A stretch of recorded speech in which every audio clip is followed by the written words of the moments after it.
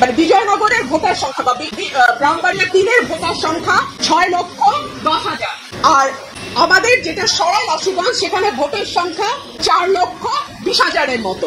আর এই 3টা ইউনিয়নের ভোটার হচ্ছে 1 লক্ষ। এই 1 লক্ষ যদি সরাইলের সঙ্গে যুক্ত হয় তারপরেও দেখা যাবে সদরের সঙ্গে বা বিজয়নগরের সঙ্গে সরাইলের ভোটার পার্থক্য অলমোস্ট 2 লাখ থেকে যায়। তো এত বড় একটা আসন সদর বা বিজয়নগর, সেই আসনটা অযৌক্তিক। বরং সরাইলের সাথে যদি 3টা ইউনিয়ন চলে আসে তাহলে ভোটার সংখ্যায় একটা ব্যালেন্স তৈরি হয়। 3 হচ্ছে এই 3টা ইউনিয়নে যারা বাস করে ভুদন্তি, চান্দুরা এবং হরসপুরে, তাদের জমি জমার বেশিরভাগ কাজ সরাইলের সঙ্গে থাকে। সো তাদের জমি রেজিস্ট্রি থেকে শুরু করে অন্যান্য যে দাপ্তরিক কাজ সেটা সরাইল ইউনিয়নে গিয়ে করতে হয়, সরাইল উপজেলায় গিয়ে করতে হয়। সে কারণে আমি বলেছি এই 3টা ইউনিয়নকে সরাইলের সঙ্গে যুক্ত করে দেওয়া হোক। আরেকটা কথা, 3টা ইউনিয়নের লোকজন যদি বিজয়নগরে যায় তাদের যাতায়াতের সময় লাগে অলমোস্ট 1.5 থেকে 2 ঘন্টা।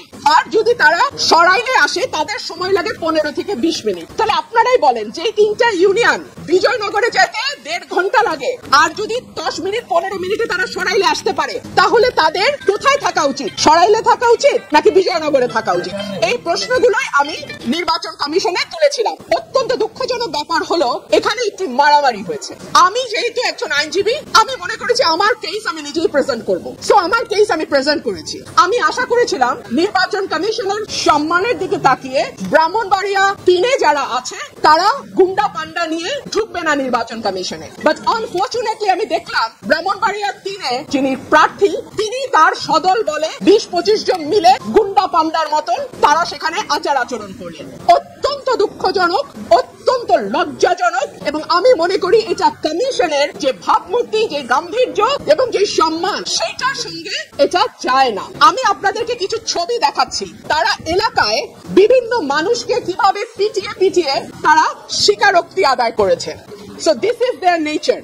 এখনো ইলেকশন আসে নাই, একটা সীমানা নির্ধারণ নিয়ে এলাকায় এইভাবে তারা পিটিয়ে, ব্রাহ্মণবাড়িয়া 3-এর যিনি আছেন তিনি এইভাবে পিটিয়ে পিটিয়ে মানুষকে স্বীকারোক্তি দিয়েছেন। এনিওয়ে, নির্বাচন কমিশনে আমরা প্রেজেন্ট করেছি ভৌগোলিক দিক বিবেচনায়, জনসংখ্যা বিবেচনায় এবং সকল কিছুর বিবেচনায়। আমি আশা করব নির্বাচন কমিশন যে সিদ্ধান্ত নিয়েছে সেটি সঠিক সিদ্ধান্ত এবং সেই সিদ্ধান্তই নির্বাচন কমিশন বহাল রাখবে।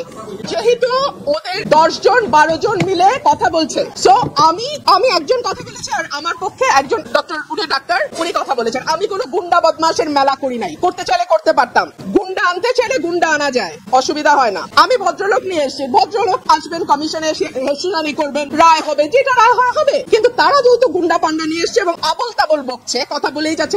আমি লাস্টে একটা কথা বলার জন্য দাঁড়িয়েছি এবং যেটা 15 বছরে হয় নাই সেটা আজকে হয়েছে। অলমোস্ট আমার গায়ে ধাক্কা দিয়ে আমাকে ফেলে দেওয়ার চেষ্টা হয়েছে।